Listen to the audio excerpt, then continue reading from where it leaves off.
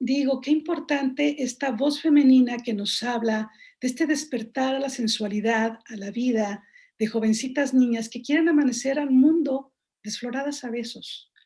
En un mundo, en un México que se ha vuelto tan violento, donde hay tantos feminicidios, donde hay tanta violencia para las mujeres seguimos soñando con esto que dice Elena, vivir rodeadas de besos.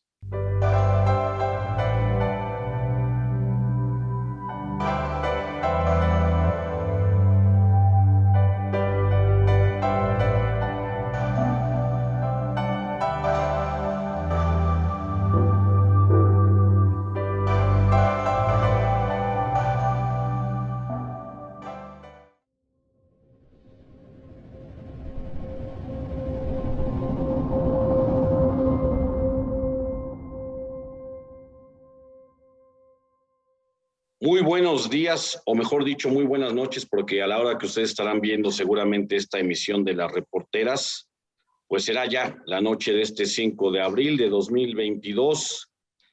Saludo con mucho gusto a Giovanni Mota en los controles y la producción de este programa, y me da muchísimo gusto saludar a una amiga muy querida, muy querida personalmente, pero también muy apreciada por la comunidad de la Benemérita Universidad Autónoma de Puebla y en general también del gremio periodístico local, la doctora Diana Hernández Juárez, que va a estar de manteles largos el próximo jueves en la Feria Nacional del Libro de la máxima casa de estudios, porque va a presentar su primer libro en solitario. Hay que decir que la doctora Diana Hernández, que tiene una trayectoria amplísima como periodista y también una trayectoria muy fecunda como académica de la UAP, pues ha participado en varias obras académicas colectivas, pero esta es la primera vez que ella está presentando una obra en solitario de su completa autoría y exclusiva autoría.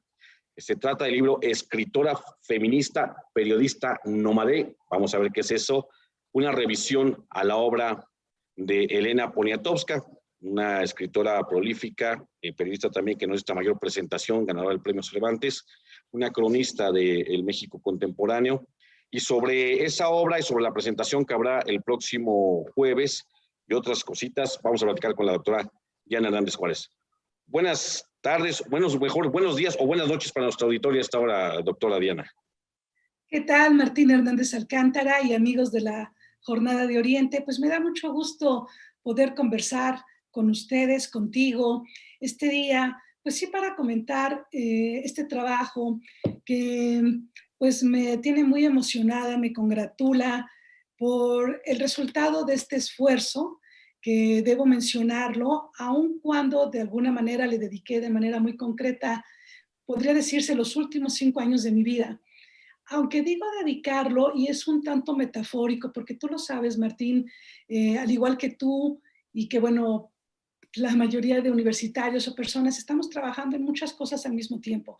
Entonces yo estaba trabajando en esta investigación que también debo comentar, es parte de lo que fue mi proyecto del doctorado en literatura hispanoamericana, la tesis del doctorado, pero que la tesis del doctorado me quedó de más de 500 páginas.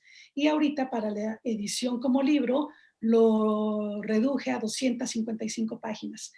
Y digo que me dediqué, pero que también eso es metafóricamente, porque al mismo tiempo yo seguí dando clases, con mi carga de trabajo de maestra de tiempo completo en la Facultad de Filosofía y Letras, con todo lo que ello implica, con la carga de labores que tenemos, preparar clases, calificar trabajos, todo ello, además de también que aun cuando mi actividad profesional principal actualmente es la docencia, sigo teniendo colaboraciones en el ámbito periodístico, porque ahí, como también bien decía Gabriel García Márquez y la propia Elena Poniatowska, el periodismo es una pasión que quienes verdaderamente la sentimos nunca lo podemos dejar. Entonces, he seguido también trabajando, colaborando en programas de radios, en algunos portales de noticias, en algunos medios de comunicación, pero de manera muy concreta me dediqué a este libro sobre todo a partir de la pandemia. Puedo decir que el coronavirus, gracias al coronavirus, es que también yo logré ahí sí encerrarme, concentrarme y terminar este trabajo.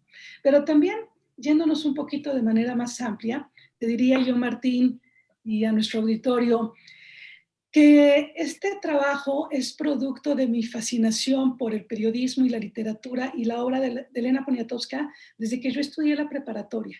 Y yo estudié la preparatoria en la Prepa Alfonso Calderón Moreno de la UAP, aquí por el rumbo del bosque de Manzanilla. Y entonces, un día llega a mis manos el libro La Noche de Tlatelolco.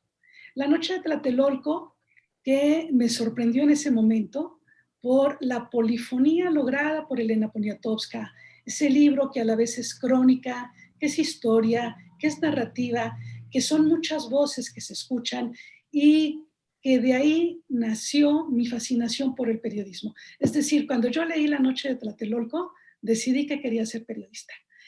En ese entonces la UAP no tenía la carrera ni de periodismo ni de comunicación, de tal manera que al yo revisar los planes de estudio, pues me di cuenta que la carrera más afín era la de lingüística y literatura hispánica, carrera que estudié con mucho entusiasmo, con mucho amor por todos los autores, la literatura, la lingüística, didáctica, comunicación que ahí se aprende.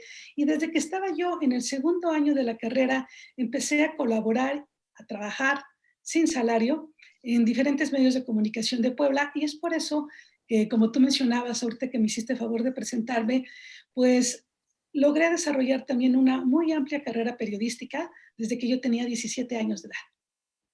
Doctora, ahora sí, como diría Jack el Destripador, vamos por partes en este asunto. Primero, ya había suficiente, pareciera que hubiera suficiente literatura, suficientes acercamientos académicos o desde el punto de vista de ensayo periodístico y hasta literario de la obra de Elena Poniatowska, que por cierto es muy vasta. 50 libros escritos por Elena. 51 libros que abarcan desde los géneros periodísticos, 59, que abarcan desde los géneros periodísticos como la entrevista, la crónica y el ensayo, también pasando a los géneros literarios como la novela, el cuento y hasta la poesía.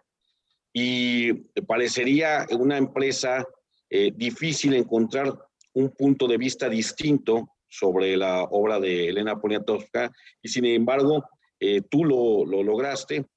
Vamos explicándole un poco a nuestra audiencia algunas cosas. Por ejemplo, ¿por qué el término nómade? ¿Qué significa nómade y no nómada? Que ahí viene en la portada del libro. Exactamente. Y digo que es una periodista nómade. Mira, nómade es una categoría de análisis desde la crítica feminista, acuñado por una teórica que se llama Rosy Braidotti, y que efectivamente juega con la palabra nómada, es decir, esas personas que siempre están cambiando, que siempre se están moviendo, que se están cambiando de país, de lugar, que siempre están en movimiento. Pero desde la teoría feminista, a este movimiento territorial o de espacio se agrega el tema de las mujeres que están en una permanente transformación. No solamente que se mueven de lugar, de país, de espacio, sino que están experimentando una transformación que parte desde su interior y que va a transformar su ser. Y al transformar el ser, se transforma la manera de pensar, de configurarse y de actuar. Y dentro de esa transformación son también esas mujeres que logran romper con los estereotipos, dogmas, prejuicios de su entorno, empezando por sus propias familias, que ahí es donde se gesta todo, lo bueno y lo malo de nuestras sociedades. Entonces empieza esa transformación interna y externa de la mujer como sujeto nómade, y ello va a incidir en la transformación también de su familia, y con ello viene luego la transformación de su comunidad, de su ciudad, de su estado, y de alguna manera incide en la transformación que afortunadamente empezamos a tener en nuestro país. Ejemplo de sujeto nómade es la propia Elena Poniatowska, ¿sí? Una mujer, una princesa polaca que se ve obligada a emigrar de su país por la guerra, ¿no? Y que llega a México y se deslumbra, así lo dice ella misma en su discurso cuando recibe el premio Cervantes, se deslumbra ante el colorido y la vida de México. Y ella se enamora de México, e incluso a la fecha, y tú también, Martín, has tenido oportunidad de platicar con ella, habla con tanto amor, con tanta pasión de México, a veces más que los mexicanos que totalmente hemos nacido en esta tierra, ¿no? Ella es mexicana por adopción, pero efectivamente ama a México muchísimo más, creo, que a veces los mexicanos nacidos acá. Entonces, ella tiene todo este movimiento de migración de Polonia, que luego vive en París, llega a México, de aquí de México vive, aquí aprende el español, y lo dice ella, aprendo el español con los mexicanos de la calle, con los vendedores, con las trabajadoras domésticas. Ese es el español que ella aprende. Luego sus padres la mandan a estudiar a un convento de monjas en los Estados Unidos. Ahí él aprende el inglés y aprende otras formas de vida, pero ella se regresa luego a vivir y a trabajar a México. Entonces es una mujer que siempre está en movimiento. Y bueno, luego pues se adentra a trabajar en el periodismo y viene todo este nomadismo y de construcción que ella mismo va viviendo a lo largo de su trayectoria como periodista y como escritora y de manera muy importante como mujer. Y algo que yo hago en este análisis, pues es identificar esa trayectoria de su escritura y la manera como va evolucionando, cómo inicia con lo que en los estudios teóricos se llama la literatura femenina, una literatura emotiva, sensible, desde la perspectiva femenina, y que es así en un principio, pero cómo luego va evolucionando hasta configurar una narrativa nómade en donde otorga a sus personajes femeninos esa capacidad de transformación y que les otorga un poder simbólico de enunciación, pero también un poder de acción en donde logran transformar sus entornos a través de diversas estrategias, empezando por la imaginación y siguiendo después por la acción. Ahora, doctora Diana Hernández Juárez, reviste de importancia un estudio ahora que está en auge a nivel social, los movimientos feministas, desde el punto de vista académico, pues ya tienen su tiempo, si no, corríjame usted, corrígeme tú, a los 70, en los años 70, 60, que comenzó el auge del estudio del feminismo desde el punto de vista académico, pero a nivel de movimientos sociales han cobrado una vitalidad enorme, pues prácticamente en el último lustro, por no decir en la última década. ¿Qué aportaciones, qué coincidencias encontraste en esa visión que tuvo Poniatowska desde muy joven hasta estos días, en confluencia con los movimientos feministas que, sobre todo en México, tienen un vigor verdaderamente inusitado y que celebramos? Claro que sí. Fíjate que es curioso porque también en un principio, hasta hace unos años, misma Elenita rechazaba que se le catalogara como feminista, ¿no? Y esto se debe precisamente a toda la aún marginación que sigue existiendo desde el canon literario hacia la literatura femenina y feminista, ¿no? Yo también incluso recuerdo que aún todavía cursando la maestría, yo me negaba a asumirme como feminista, porque aún estando en una facultad de humanidades, sigue habiendo mucha misoginia y demasiado machismo. Entonces, cuando uno está trabajando autoras, los colegas luego también nos discriminan. Y fíjate que esto es terrible y ya no debería estar ocurriendo, pero sigue pasando. Y admito que pasa en mi facultad, pero admito que pasa o reconozco y sé de historias que pasan en toda la universidad y en todas las universidades. En todos los ámbitos, ¿no?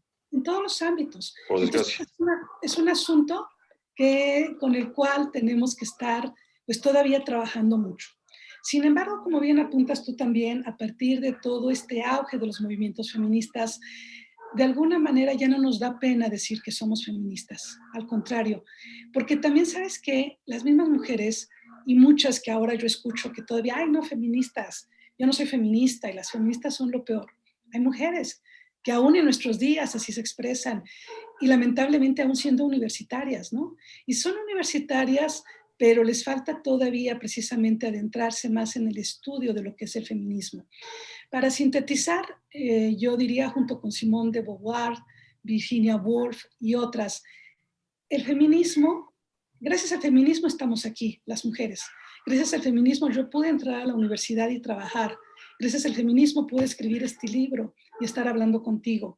Porque hasta antes de los movimientos feministas, y no nos vayamos tan atrás, porque luego pensamos que eso fue en el siglo XVII, XVIII, en nuestro mismo país, es a partir de puntualmente de los años 60 que empieza la mayor incorporación de las mujeres a las universidades, porque anteriormente las mujeres no podíamos estudiar, ¿no? Y es lo que nos cuenta Virginia Woolf en el cuarto propio, cómo a ella le niegan el entrar a dar una charla a una universidad si no iba acompañada con un hombre. Entonces, gracias al feminismo, hemos logrado todo esto a las mujeres. Es decir, todas, aún las que luego reniegan del feminismo, deben entender que si tienen incluso libertad de expresión, es gracias al feminismo. Y de manera muy puntual, tenemos ahora estudios como el que yo realiza, y respondo también la pregunta que me hacías, y de que me emociono, empiezo a hablar de muchas cosas, efectivamente de Elena Poniatowska, y mira, aquí en la primera parte de mi libro, pues hago todo un análisis, primero del trabajo periodístico, que es muy importante.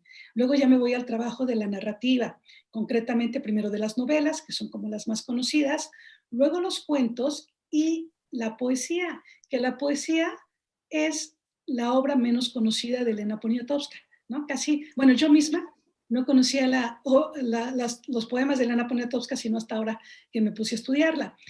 En la parte final hay una entrevista que además también yo le hice a Elena Poniatowska y que me encantó, porque precisamente hablamos de todo el tema que tiene que ver con esta postura que ella asume, mira, a ver si se alcanza a ver, del escribir siempre a favor de las mujeres.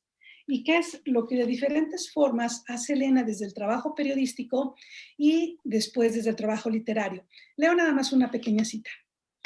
Dice Elenita: yo escribo siempre de mujeres, porque a las mujeres siempre nos hacen a un lado, siempre nos ningunean.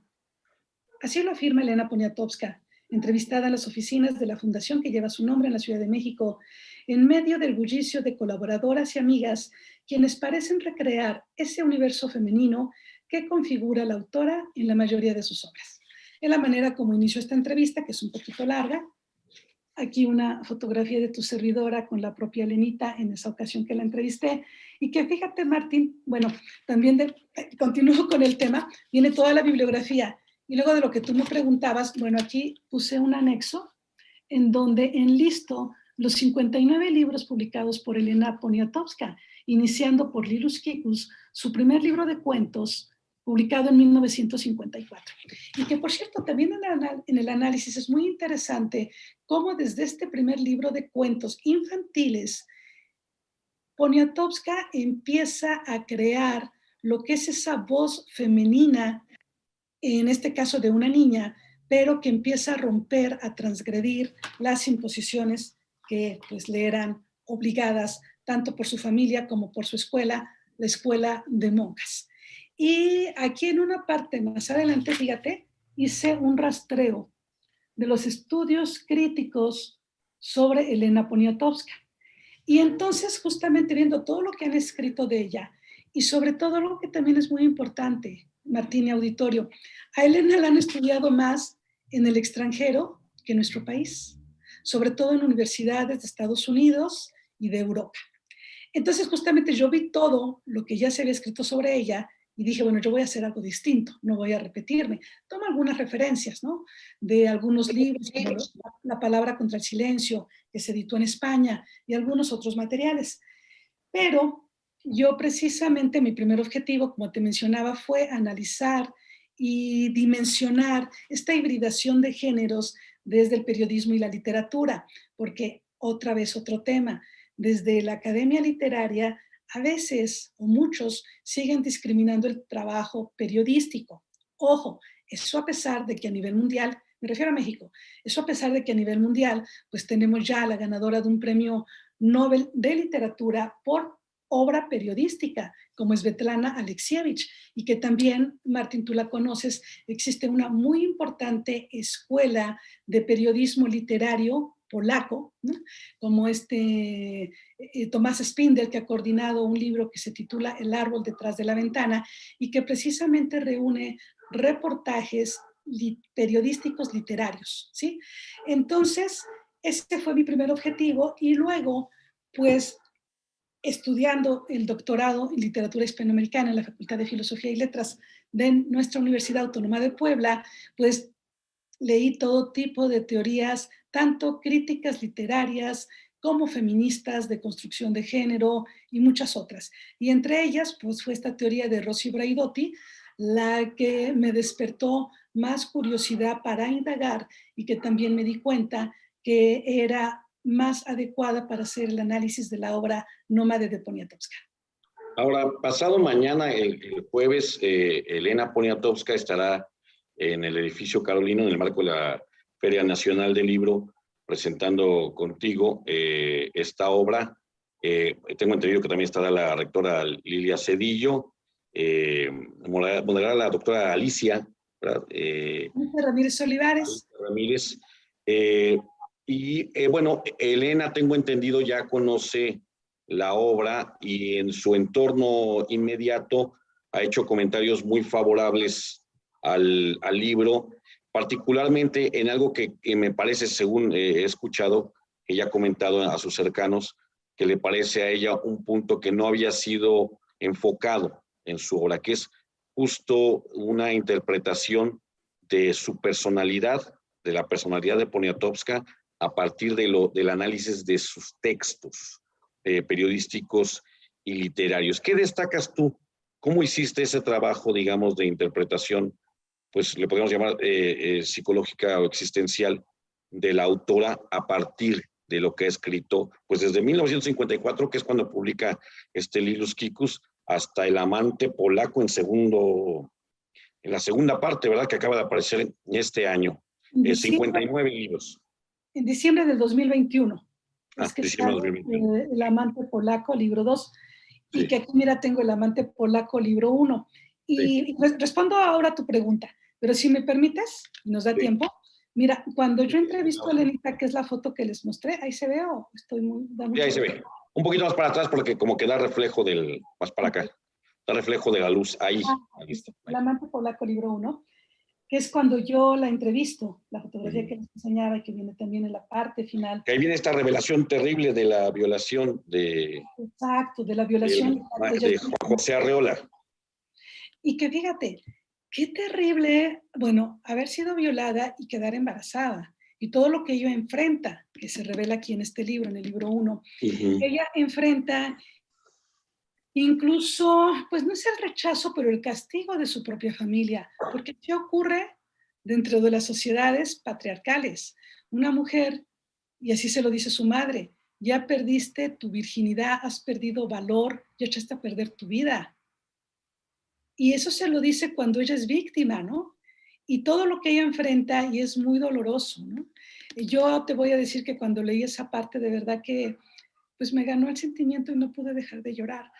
Porque uno piensa que Elenita es una mujer privilegiada, ¿no? Que por ser princesa, que por venir de una familia aristocrática, que por ser rubia de ojos azules, su vida pensaría uno que ha sido muy fácil. Y no es cierto.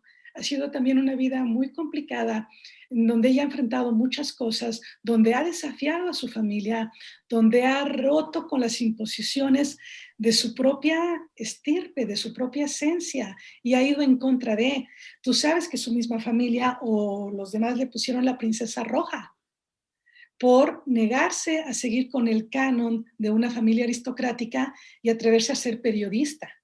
Su misma familia decía, pero ¿cómo vas a ser una periodista? Es también conocida esta historia de su tía, la famosísima Pita Amor, la poeta Pita Amor, también una poeta maravillosa, incomprendida, muchas veces también atacada por ser también una mujer tan transgresora, ¿no? Pero que Pita Amor misma le decía a Elena, ¿no? Elena siendo muy jovencita, tú eres una pinche periodista, yo en cambio soy una poeta, soy una diosa. E incluso misma Elenita lo dice en algunas entrevistas. Pita Amor le prohibió a Elena usar el Elena Poniatowska Amor. Elena Poniatowska. Es un nombre completo. El nombre completo. Bueno, el nombre, tengo entendido el nombre verdadero es Elena Poniatowski Amor. No, el nombre completo, a ver, aquí está mi libro, desde que es bien largo, hasta yo también le decía a Elenita, oye, ¿cómo has de haber sufrido en la escuela? Porque luego en la escuela le obligan a uno a escribir el nombre completo. El nombre completo es Helen Elizabeth Luis Amelie Paula Dolores Poniatowska Amor. Vaya. Todo un compendio de onomásticos. Anteriormente se usaba eso, ¿no? En las familias era como una tradición poner varios nombres, pero supongo yo que en una familia aristocrática, pues todavía más, ¿no? Por este asunto de poner los nombres de la madre, las abuelas, como sintetizar, bueno, no sintetizar, como hacer honor o hacer un homenaje a toda esa genealogía femenina, que fíjate, también es Claro. algo muy importante que yo estudio en el libro. Pero lo que quería yo compartir contigo, fíjate, es que en esa ocasión que yo entrevisto a Elenita, ella me escribe esta dedicatoria tan hermosa que la leo, vean qué bonita letra además, y me pone a Diana Hernández, que es muy bonita, el cariño de su amiga, que le desea todo lo bueno para el 2020, Elena Poniatowska Amor. Después de la entrevista en 2020. Después de la entrevista, pero fíjate eso bonito, que me desea todo lo bueno para el 2020. Yo la entrevisté en diciembre, me pone esta dedicatoria y en el 2020, a los pocos meses, pues empieza la pandemia, ¿no? Sin embargo, precisamente se cumplieron sus palabras, porque ella me deseó todo lo mejor para el 2020. Y en eso mejor de mí en el 2020 fue lograr terminar este trabajo, el análisis de su obra. Y luego ya, ahora en febrero de este año 2022, que yo les llevé a entregar mi libro y que platicamos y que le leí fragmentos y que se lo dejé y que es una mujer maravillosamente generosa en una casa tan hermosa, rodeada de libros y flores que ella misma dice es lo que más vale la pena en esta vida, ¿no? En su casa es una casa tan cálida, con tanta luz, con tanta luminosidad que emana de ella, pero que emana de todo su entorno. Ella me escribe en esta ocasión esta otra dedicatoria. Ay, creo que tiene Es para demasiado. acá, ves que ahí le da ahí es donde se ve. Pero ve qué belleza hasta los dibujos que me hace favor de Ah, plasmar en el sí. libro, ¿no? Es lindísima, lo leo. A Diana y a su enorme generosidad, qué gusto es verla aquí en mi casa y qué regalo de la vida poder hablar con ella con tanta alegría y tanta veracidad. Un apretado y enorme abrazo de su amiga Elena Poniatowska Amor. Yo le dejo mi libro, Martín, y bueno, sé todas las ocupaciones que ella tiene, todo el trabajo que ella tiene, los problemas incluso de vista que ella tiene. Sin embargo, para sorpresa mía, 3 semanas después me escribe un correo diciéndome que ya lo leyó y que le ha conmovido profundamente, que la hizo llorar, que fue como una especie de psicoanálisis para ella, porque vio reflejadas muchas cosas de su vida, de su juventud, que como que ya había hecho de lado, ¿no? Y que incluso apreció, ay, bueno, me dijo algo que, me lo dijo ella, que es el mejor libro que han escrito sobre ella y su obra, porque logré analizar la obra, pero no con esa frialdad académica que ocurre luego en la mayoría de los trabajos, sino que logré conectarme con ella como mujer, como escritora, con la esencia más íntima de su ser. Y porque también en este trabajo yo hice una indagación y una confrontación de sus diferentes libros y la manera como ella va construyendo una especie de autobiografía, sin decirlo. Ella nunca dice, ay, aquí voy a hablar de mí. No, yo lo identifiqué desde Lilus Kikus, que esa niña Lilus, es Helenita en muchos de esas historias, de esos cuentos. Luego la identifiqué otra vez, bueno, ahí sí es más claro identificarla en los libros La piel del cielo y la biografía del estrellero Guillermo Haro, pues donde está hablando de la biografía de quien fue su marido, Guillermo Haro, director y fundador del Instituto del INAOE, aquí en Puebla, el Instituto Nacional de Astrofísica Óptica y Electrónica. Y entonces, pero Elena se basa más en la vida de Guillermo y solamente son algunos pequeños destellos donde habla de ella. Y luego precisamente, digo, además en otros libros, yo fui identificando en dónde este desdoblamiento actancial y literario de Elena, como por momentos, ok, es la autora, en momentos es la narradora, pero en momentos es la voz de la mujer, de Elena Poniatowska. Aquí en El amante polaco, también en los 2 tomos, está centrada básicamente en la vida de Augusto Poniatowski, que fue el último rey de Polonia, que viene siendo como su bisabuelo.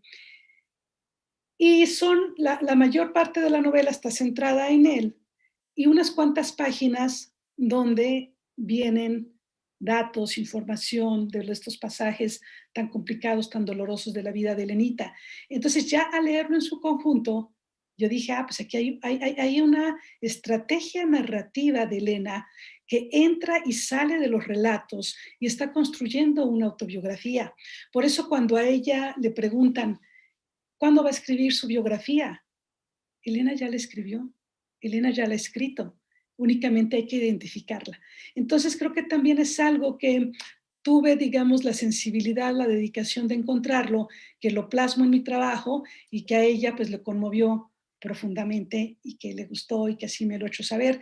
También quienes fueron mis lectoras de la tesis del doctorado me hicieron un comentario también bastante pues, positivo para mí, que me dijeron que yo logré hacer un trabajo, una tesis literaria, con todo el rigor académico, pero también con una narración que me dice una de las lectoras, parecía que estaba leyendo yo una novela.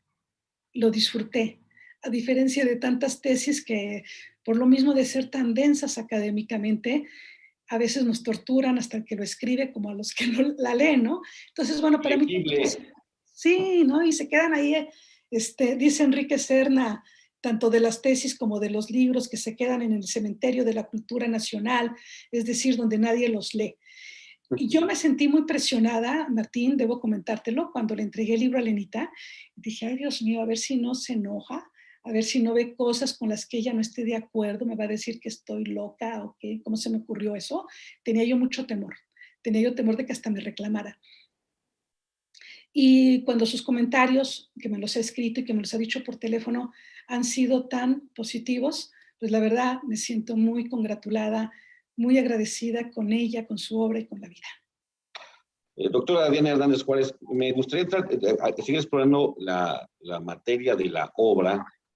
Yo he podido darle una ojeada somera porque es una obra extensa, más o menos unas 400 páginas, si no mal recuerdo. Eso es la tesis. El libro... Sí. Pero 300 y tantas, ¿no? Bueno. Hicimos una selección. Sí, es cierto lo que dicen las lectoras de la tesis. Entiendo que hiciste una adecuación para que sea una obra, digamos, de acceso pues para todo el público.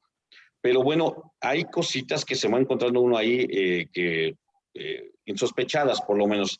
Incluso para quienes hemos leído no una buena parte, porque es 59 libros, de verdad que hay que ser ya una suerte de, ahora sí, como dicen, de fan de Elena Poniatowska, pero para quienes hemos disfrutado algunas de sus obras, pues resultan insospechadas. Por ejemplo, lo que aparece, que enseñas tú en las rondas de la niña mala, donde hay también incluso hasta algunos pasajes de poesía erótica que uno pues no sabría que existen en la obra de Poniatowska, tal vez porque no le pone uno tanta atención. Yo soy honesto, es una obra que no he leído, he leído más la obra periodística de Poniatowska, pero se encuentra uno ahí con aspectos, yo digo yo, insospechados, pero que también hablan de un talento no solamente descriptivo de la periodista y sensible de la periodista, sino creativo como artista, como autora. No sé si tengas por ahí algún pasaje que pudieras leernos y explicarnos también sobre los significados eróticos de Elena.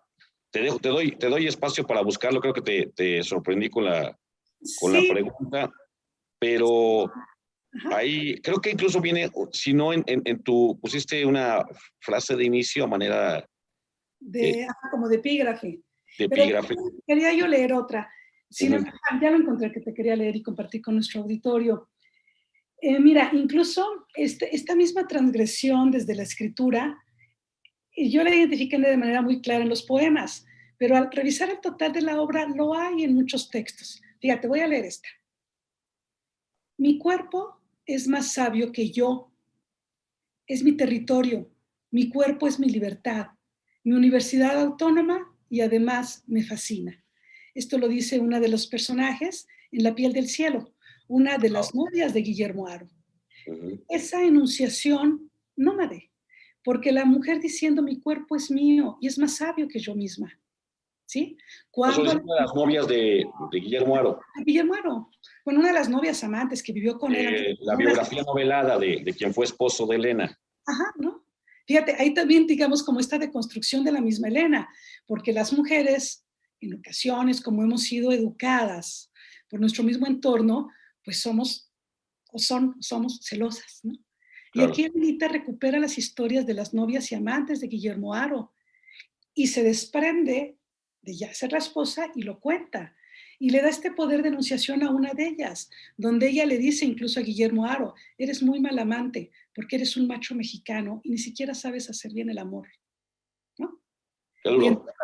sí, qué mujer, digo yo, incluso a la fecha se atreve a decirle algo así a su amante, ¿no? No es todavía algo común, creo, no lo sé, ¿no? Pero bueno, me encanta.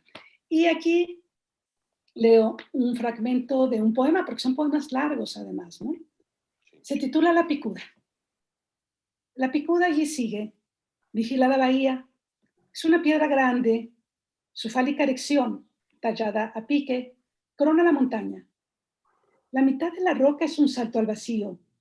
También las 7 niñas nos dimos al vacío. Genia y Sara saltaron. Paloma ya se fue. Ninguna de nosotras es lo que quiso ser. Llagadas por la sal, yacen nuestros coñitos. Sé lo que necesitan. Los acuno y los meso. Les digo que los amo. Se abren como conchas. El agua se les mete, brillan, se transparentan y los devuelvo enteros a las olas del mar. Vaya, muy bonito. Oye, me gustaría también que leyeras el epígrafe. Ah, ok. ¿Lo leo o para que lo vean? Para que, No, que lo leas, es breve. que es muy breve. Es dentro de esta misma voz poética femenina y de niña, de una niña que está narrando. Bueno, una niña adolescente en esa transición entre la niñez y la juventud. Rodeadas de agua por todas partes, el mar naufragó dentro de cada una.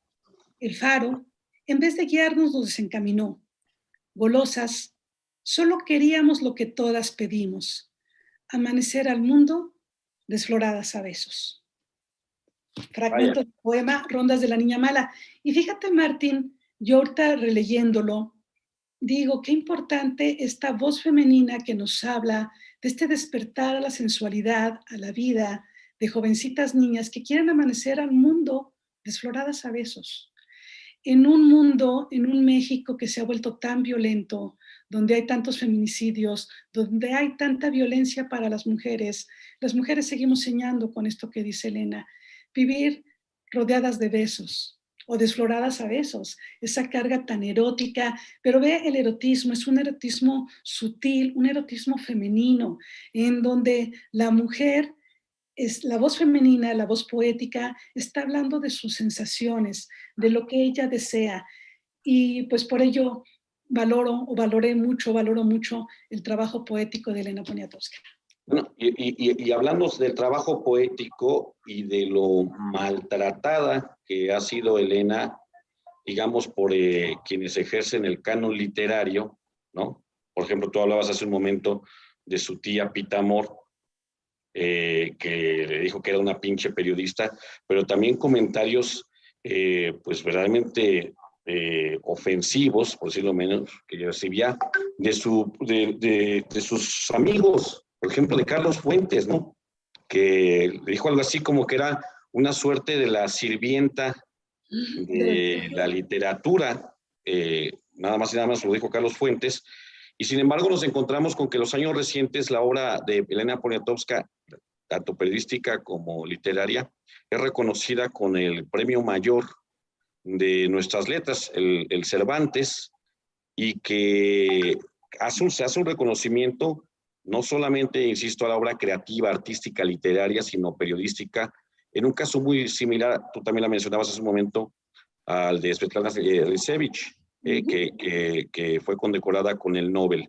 ¿Qué nos están diciendo también, digamos, estas instituciones, digamos, dirían legitimadoras de la industria cultural, que a veces hay que hacerles casos y otras no, porque pueden estar rotundamente equivocadas y lo han hecho. Bueno, hay que decir nada más, en otros casos, que el premio Nobel lo ha ganado Barack Obama, por ejemplo. Es decir, que no hay una fiabilidad en el jurado sueco, como también podemos discrepar de muchas cosas del jurado del Cervantes, pero en este caso parece haber ya una suerte de reivindicación del periodismo como lo que algunos llegaron a llamar como la literatura contemporánea, Truman Capote, en fin. ¿Qué relevancia está tomando el periodismo como relato artístico, más allá de su función, obviamente, indiscutible social? Sí, fíjate que ahí retomo también algo de lo dicho por Elena Poniatowska en la entrevista que tuve gusto de hacerle. Bueno, he platicado con ella en varias ocasiones. Ella dice, y respondiendo a esto del comentario de Carlos Fuentes, que efectivamente en una ocasión dice, ay, Elenita, es la barrendera, la cocinera de la literatura.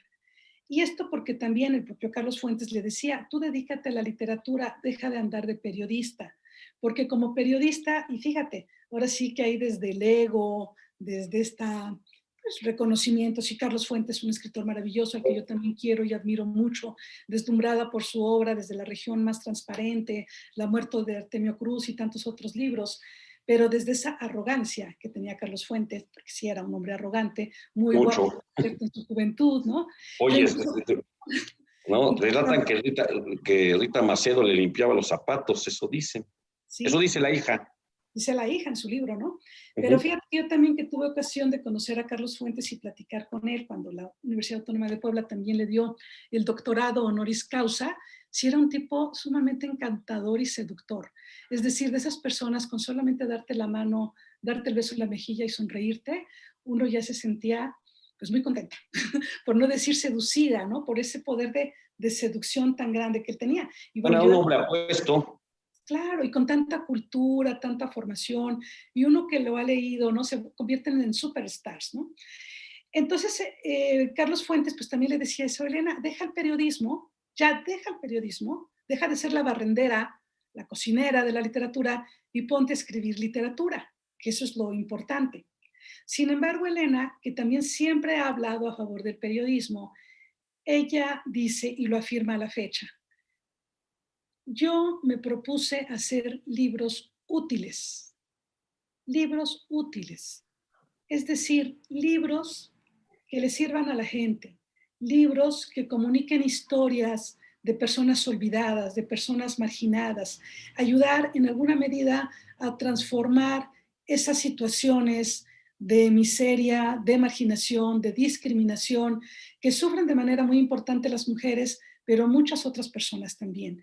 Y entonces creo que en su obra Elena Poniatowska ha cumplido también esa premisa que dice una filósofa tan importante como María Zambrano, estar en otras vidas, tocar otras vidas, trascender la propia obra para ayudar a otras personas y con ello lograr efectivamente escribir libros útiles, libros que nos han ayudado a visibilizar a mujeres tan importantes como las comprendidas en los libros, primero Las Siete Cabritas y luego otras más en Las Indómitas, además de muchos otros libros y que van, y fíjate que ahí también es una de mis conclusiones. Analizándolo fríamente, Elena Poniatowska es pionera y es creadora de una genealogía feminista de las mujeres en México, rescatando las historias de muchas mujeres que en su momento habían sido discriminadas, marginadas, invisibilizadas e incluso tachadas de locas. Por eso el título de Las Siete Cabritas, porque eran como locas en su momento, bola de viejas Es de locas, un ¿no? show mexicano, ¿no? Cabra loca. Sí, y O que una cuando mujer, cometes un error, un dislate, se te fueron las cabras. ajá, pero que O sobre todo, como el chivo en cristalería, sí, que es primo hermano de las cabras. exacto, pero que fíjate, otra vez, y es el comentario común, se aplica sobre todo en contra de las mujeres. Ay, esa mujer está escribiendo, está loca. En lugar de tener una familia, ya se puso a tener libros, ¿no? O ya se puso, o va en contra de lo que les están diciendo. Las feministas son unas locas, ¿no? O sea, siempre que a una mujer se le quiere descalificar, se dice que está loca. Y Elena rescata las historias desde Frida Kahlo, Naui Olin, Nelly Campobello, la propia Elena Garro, esposa de Octavio Paz, que también en su momento, en su época, fue tan hasta perseguida políticamente, ¿no? La obra de Elena Garro es ahora, o es reciente, que se está estudiando, redimensionando todo su valor, toda su estética, que, que también desde nuestros estudios luego decimos, bueno, sí, Octavio Paz, una obra también monumental, pero la obra de Elena Garro incluso fue precursora. Los recuerdos del porvenir es un libro deslumbrante, que también ella otorga un gran poder creativo e imaginativo a sus personajes, ¿no? Entonces, bueno, Elena Poniatowska rescata todas esas historias y luego en Las Indómitas la continúa con las historias de Marta Lamas y de Rosario Ibarra y de muchas, pero también, aparte de las historias de las mujeres famosas, también Elena tiene la sensibilidad y el cuidado de irnos a rescatar las historias de las madres de desaparecidos, de las mujeres, de las vendedoras cuchitecas, de las mujes o mushes de Oaxaca, ¿no? Es decir, desde las mujeres famosas también como María Rojo, la actriz, con la cual habla de erotismo, de cine y de todo ello, pero también con las vendedoras de los mercados, de las recolectoras de hongos en las faldas de la Malinche, y cómo todas esas mujeres, desde sus espacios, que son totalmente disímbolos y contrarios incluso, pero cómo todas esas mujeres van transformando sus realidades, se van transformando a sí mismas y se van constituyendo en sujetos nómades, esta categoría que te menciono, y que no es un asunto forzado, ¿no? Porque ahora fuerza yo quiero que todos sean nómades, no, es porque así evolucionan los mismos personajes o las mismas personas y la manera como las configura Elena Poniatowska. Muy bien, doctora Diana Hernández Juárez. Oye, pero quisiera entrar un poquito, porque estamos, como se suele decir en estos espacios, y no es por cliché, es la mera verdad, como se diría, ya en un tiempo reducido, pero tú eres docente, investigadora de la Facultad de Filosofía y Letras de la UAP y pues por muchos años la responsable de los programas de periodismo en esta facultad. No has dejado el periodismo, digo, a veces intermitentemente por tus estudios, pues has dejado escribir, pero no dejas de ejercerlo, al menos tras bambalinas, hay que decirlo. ¿Cómo valoras tú me refiero, te lo reitero, la reivindicación de las academias respecto a la importancia, digamos, literaria, narrativa del periodismo, que antes fue despreciada?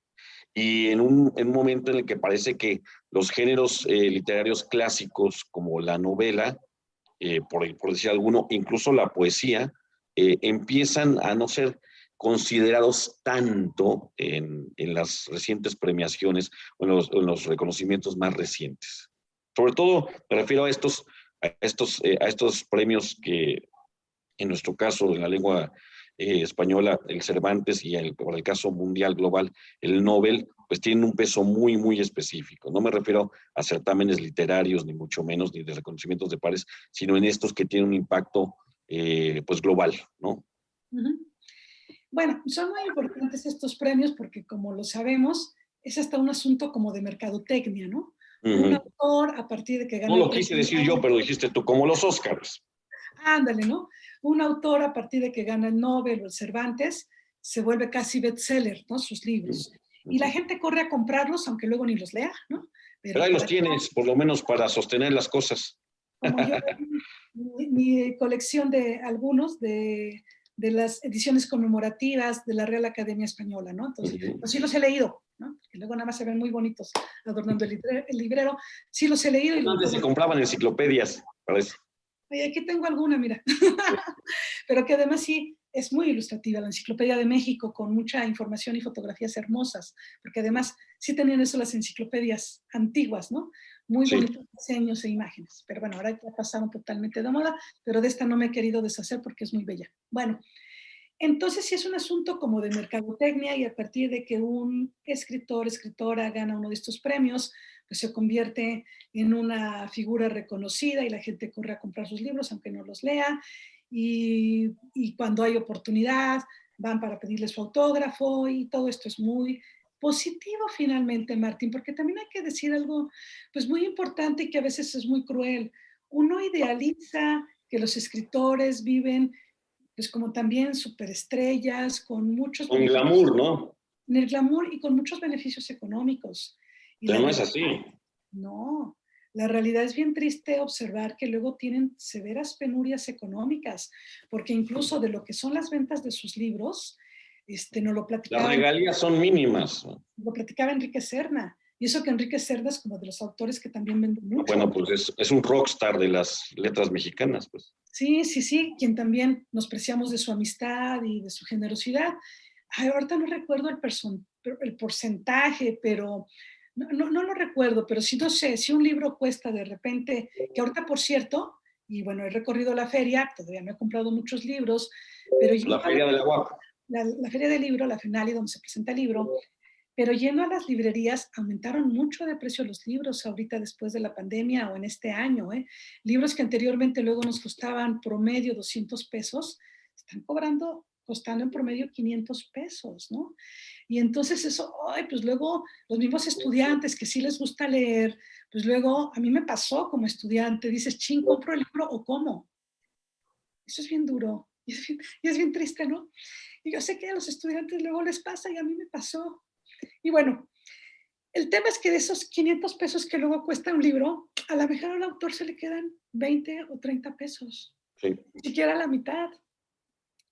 Y entonces ellos, Sí, más de las conferencias, de los talleres, ¿no? sí, porque digo, al no ser autores como Cristina Rivera Garza, que sí está trabajando en una universidad en los Estados Unidos y que tiene un salario, o Pedro Ángel Palou, escritor poblano que también está trabajando en una universidad europea, es decir, que tienen un salario fijo académico en instituciones, los autores que no tienen un trabajo así y un ingreso así fijo, ya sea como Elena Poniatowska, Enrique Serna, muchos otros que conocemos, viven, pues viven luego al día, o viven de dar conferencias, o viven de dar talleres, y la venta de sus libros no les deja mucho. Y además, como también se me quedó grabado un día que vino José Emilio Pacheco, y a la hora de la firma de los libros, él identifica que el libro que un estudiante le llevó era un libro clonado.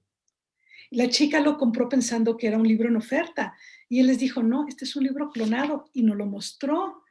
La estudiante estaba muerta de vergüenza, y ya luego él platicando conmigo me dijo, es de que los delincuentes, también ya hay todo como eso de la delincuencia organizada que luego se llama, hay también ya bandas, bueno, personas que se dedican a clonar los libros. Y entonces un libro que te cuesta 400, 500 pesos, de repente lo encuentras en 50 pesos o 100 pesos y pues uno lo compra pensando que es porque ya es de uso, está rebajado, pero resulta que es un libro clonado.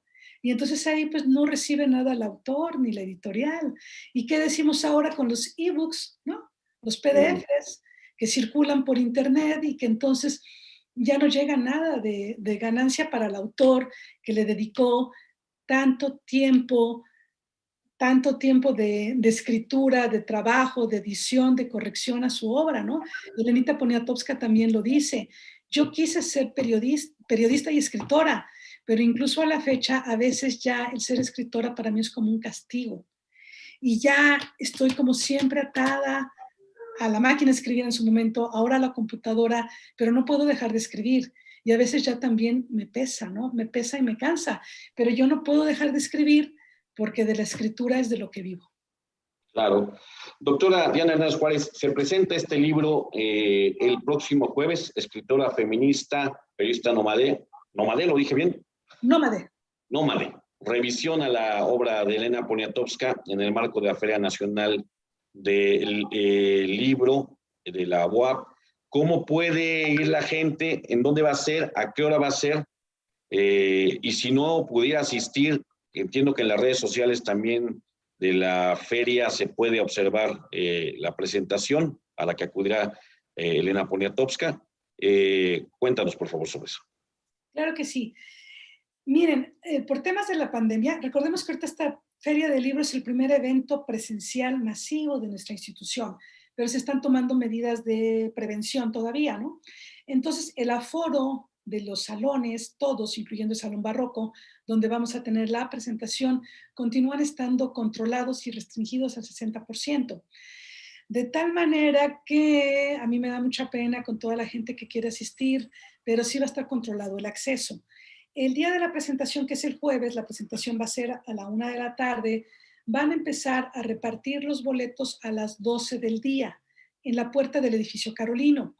Y las personas pues van a tener que formarse, digo, de verdad que me da tanta pena, me mortifica con tantas amigas, amigos, periodistas, estudiantes, compañeras, maestras que van a tener que formarse para que les den su boleto.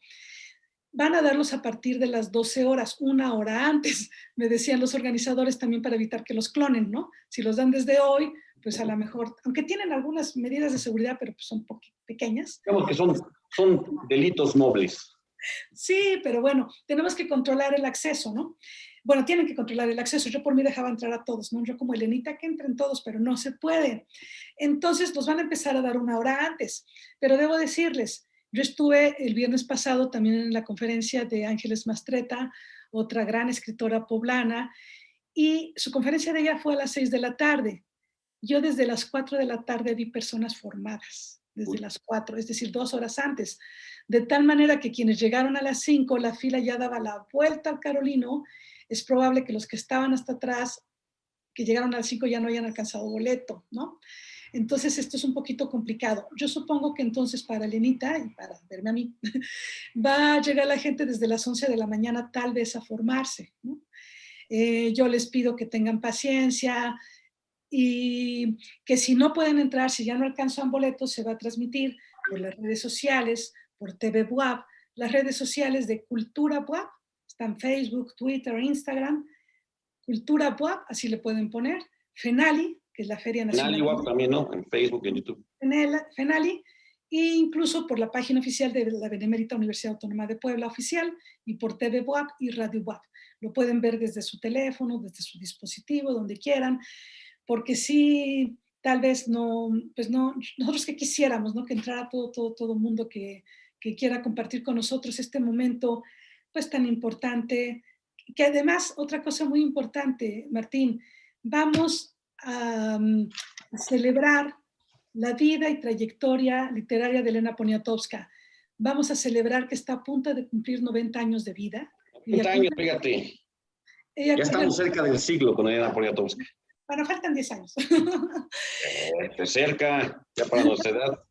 Va a cumplir 90 años en mayo, entonces vamos a celebrar, vamos a adelantar o vamos a iniciar los festejos de sus 90 años de vida y también los 20 años de que la Benemérita Universidad Autónoma de Puebla le otorgó el doctorado honoris causa. La UAP le entregó el doctorado honoris causa en el 2002. Entonces, ahorita en el 2022 son 20 años de que se le entregó ese doctorado honoris causa. Entonces, es un motivo pues, de celebración de la vida, de la trayectoria, de la escritura de Elena Poniatowska. Van a estar ahí también la rectora Lilia Cedillo y la doctora Alicia Ramírez, que fue tu directora de tesis. Fue mi directora de tesis, que conoce muy bien trabajo. Vamos a hacer comentarios. Vamos a tratar de ser muy breves, para que además hemos acordado que con Elenita, en un primer momento la presentación, comentarios acerca de mi trabajo, y enseguida vamos a entablar un diálogo, una charla con Elena Poniatowska, hablando de lo que son nuestras pasiones compartidas, el periodismo, la literatura, las mujeres y la realidad, a veces dolorosa, de nuestro maravilloso país. Muy bien, doctora Diana Hernández Juárez, pues te quiero agradecer esta entrevista para las reporteras, la serie que tenemos aquí en la Jornada de Oriente. Te felicito por esta obra espléndida, seguramente la primera de algunas que vendrán ya de tu autoría. Seguramente también estaremos presentes, el público de la Jornada de Oriente, pues que te digo, Elena Poniatowska es fundadora, colaboradora y muchas cosas importantísimas, representa muchas cosas para la gente de la jornada, para nosotros. Vamos a estar pendiente de lo que suceda en esta presentación. Yo me despido, soy Martín Hernández Alcántara y los espero, si otra cosa no sucede, en unos minutos con Fermín Alejandro García Hernández en Aquí Vamos, el programa en el que hacemos el recuento de las noticias locales, nacionales e internacionales, comentarios y algo de jiribilla. Buenas noches. Adiós. Bye.